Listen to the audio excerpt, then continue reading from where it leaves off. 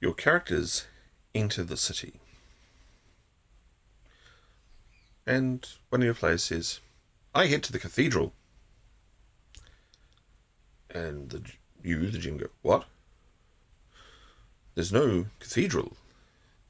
The player goes, "Well, why is it a city then? A city has a cathedral. That's what city means." Hey, this is William Dymock-Johnson. We're going to talk about Pendantry, suspension of disbelief, inspired by your humble GM, who has much better videos than me. Go watch his videos. They're interesting. But he was talking about Pendantry, how if you get involved in role-playing games, you become interested in the genre and setting that your role-playing game is in. If you become interested in playing Call of Cthulhu, in the classic mode, then you'll get interested in the history of the time, because you like to know, when they say you walk down Piccadilly Street on a fine summer's day, you'd like to know what a fine summer's day in Piccadilly Street in the 1920s would look like. For that, I'd probably recommend the series Jeeves and Wooster, starring Hugh Laurie and Stephen Fry as the titular characters, because that takes place in 1920s England, and I could totally see Jeeves and Wooster confronting Lovecraftian menaces. Both of them probably wouldn't be fazed by it. Wooster is far too blithe, and Jeeves probably knows about them anyway. He's probably delved in, the Lovecraftian version of Jeeves. Probably knows the Necronomicon backwards anyway. But it'll give you a good idea of what the setting looks like, what sort of cars were being driven by the people who could afford cars, what sort of, how everyone travelled by train. The incredibly wealthy Wooster still takes the train many places. Even though he has a car and gets driven by Jeeves, he will occasionally take the train instead. So knowing about that helps you get immersed into the game, having knowledge of what your game might be like. If you're playing a vampire game very much in the classic mode in the late, so set in some large city like New York or London, set in the late 80s or the early 90s, well, you probably want to do a bit of research about what the setting was like. What was a cell phone like back then? It wasn't like one of these nice little slim magic devices now. They're a bit bulkier. They had less functions. But you might want to also put in a modern cell phone or a modern iPad or something, because the mages were running around. They definitely had that high tech with them. So that helps you very similarly. It helps you get immersed. If you're playing your classic traditional fantasy games set in the Dark Ages or some fake medieval period, you'd like to know about what that period sort of looks like. So that when your GM says, you all enter the city, well, if you've researched that, if you've done some research, you've learned about what those times are like, then you'll know that a city was defined as a place which had a cathedral, a big church or an immense temple, or whatever. That was the focus of the city. That's what defined it as a city. Towns were often defined as a place which had a permanent market. So if your GM tells you, you go all into the town, you can say, "I wander over to the stall selling pies and I buy a pie," because a town has a permanent market. There will be stalls in the streets, people selling new things, all manner of things.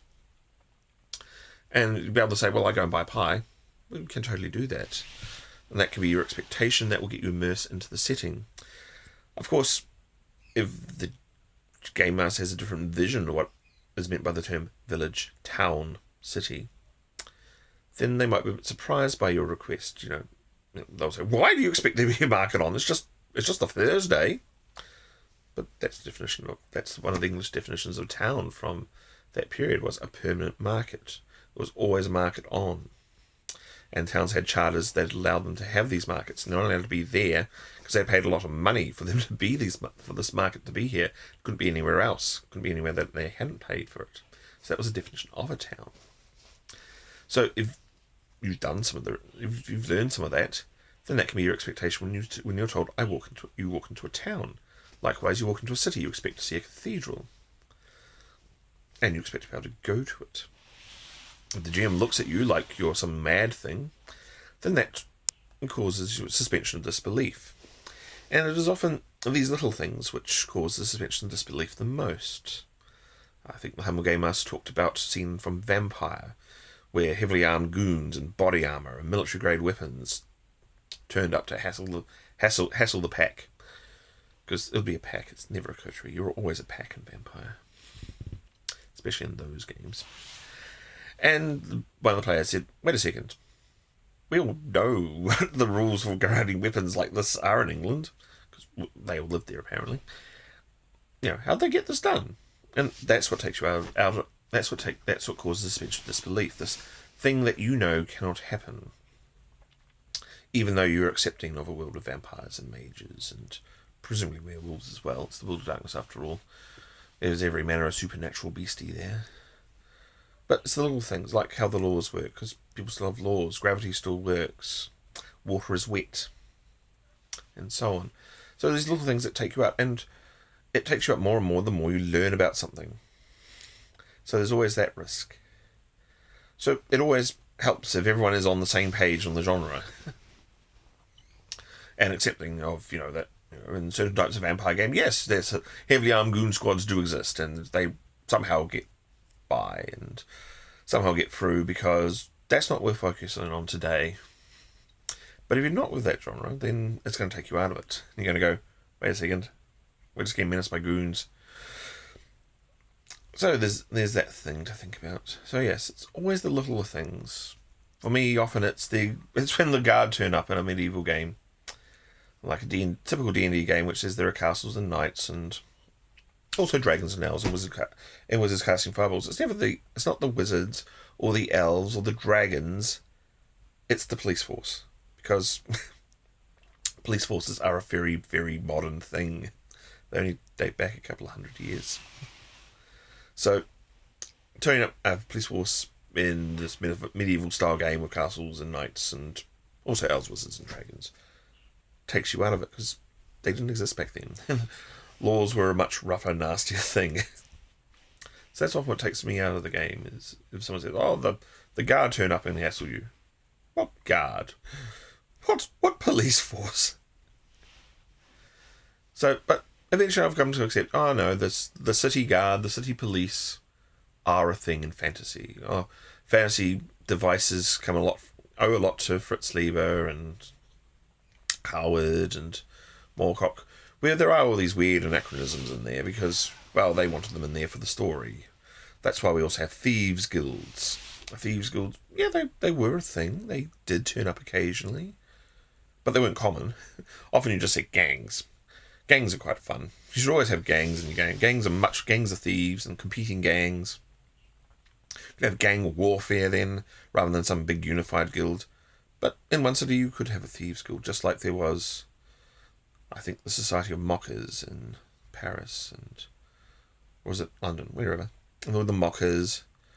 There was a similar sort of thing in London at one century or another. So you can have them. You can have these big guilds, but often you have gangs.